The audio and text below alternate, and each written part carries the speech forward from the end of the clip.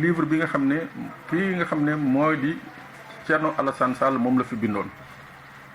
fi ay livres yi nga dafa bind benn livre bi daanaka ci wàllu dénonciation ci mbirum pétrole bi ni ñu yoree ni ñu joxee contrat yi yooyu yëpp mu doon ay mbir yi nga xam ne wax dëgg yàlla société sénégalaise bi yàgg nañu joow affaire boobu moom mu ñëw nag firndeel bi am sens ba nga xam ne parce que moom dafa nekkoon ministre du pétrole ministre de l'énergie tey débat bi nit ñi soulevé newul débat wu ndax tey jii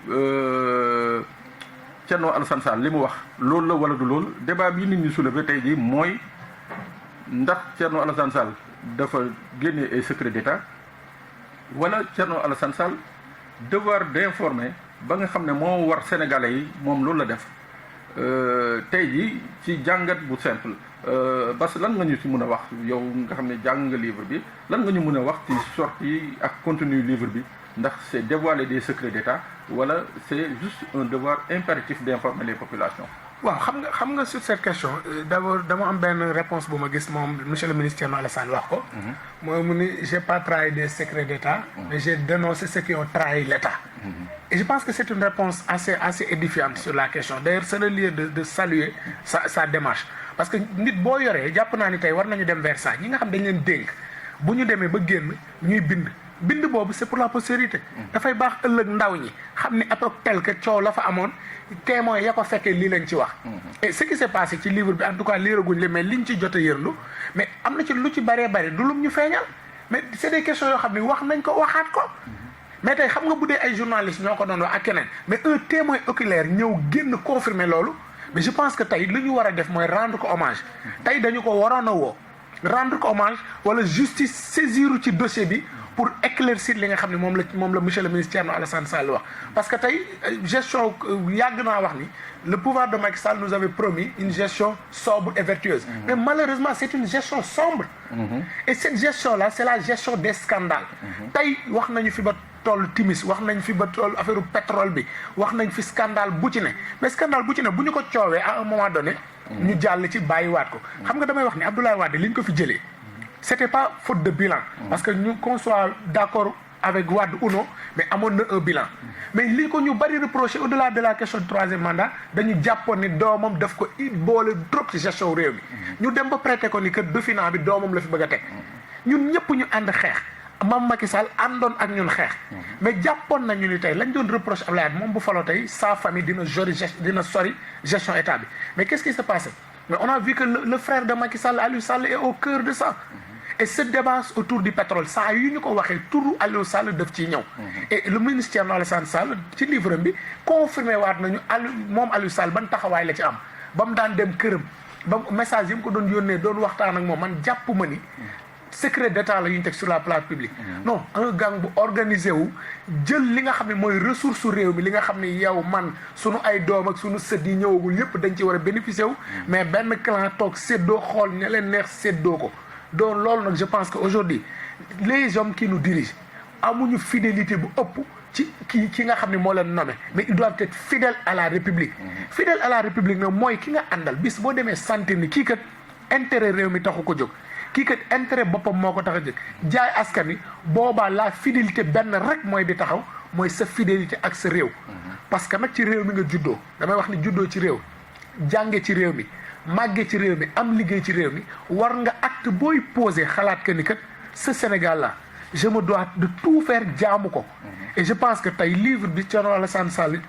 génne man angle boobu laa ko jëlee pour man devoir de rendre compte la devoir d'information à l'endroit des citoyens yi nga xam ne tey débat bi ba mu posé ba léegi dégg nañu version pouvoir dégg nañ ko ne mais un acteur éminemment comme moom nekkoon ministre du pétrole nekkoon au cœur xam ni tey lañ ko bëggoon a def lool moom la bañ génn ci nguur gi tey kooku moo def témoignage li may xaar ci pouvoir bi tey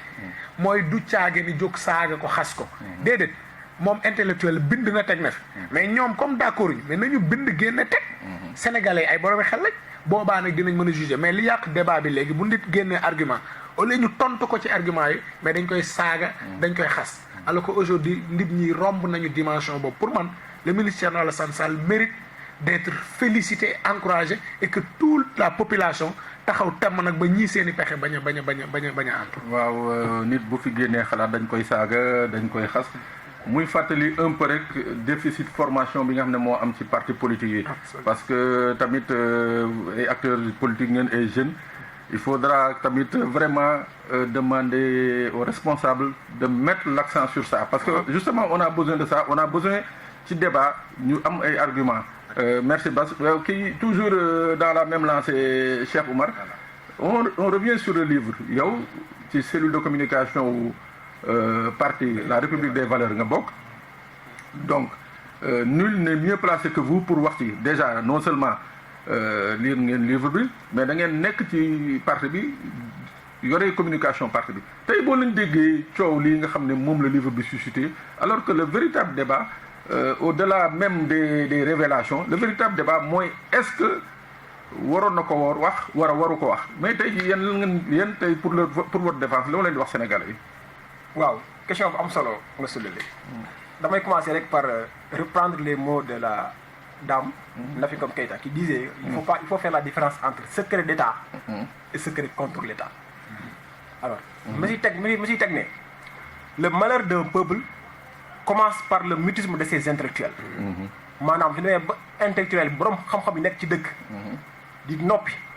ci ay lu ñu war a wax waxu ñu noppi yàlla sax daf ko wax suy mbugal ab dëkk ñu am xam-xam war a wax te waxu ñooñu si ñooñu nekkee. Alors Thierno Alassane Sall kan mooy Thierno Alassane Sall ba tax mu bind livre ba tax Sénégal yi war ko déglu. xam nga tey ñu bëri ñu ngi commentaire seen commentaire amul sens. on les met out parce que ko xam ne lire livre bi. ba avant su dee intellectuel nga ngay wax ci ab mbir balaa nga cee wax war ngaa lire mbir mi xam lan moo ci ne. mais xam également gëstu également ci ku ko wax kan la. Thierno Alassane Sall c'est un cadre sénégalais. bu nekk ASECNA ñu nekk scientifique xam nañ lan mooy ASECNA. xam nañ lan mooy valeur ASECNA. nekkul n'importe qui moo war a dugg ASECNA. il a été parmi les cadres de l'ASECNA. alors bu mu jiyee ko ASECNA ñëw nekk ministre ñëw d'abord nekk directeur de l'ARTP. bu mu nekkee directeur de l'ARTP soo xoolee voiture location salaire et tout ça tourne autour de 20 millions les privilèges. Il est parti voir le président. Auto bi moo ko du ma ko jël logement bi du ma ko jël essence bi du ma ko jël salaire bi nag yaa ko mën a wàññi ko parce que lii dafa disi Sénégalais. Alors mu jee ko moom dem ministère des infrastructures et des transports. alors bu ñu demee foofu par rapport ak autoroute Diamniadio autoroute APH bi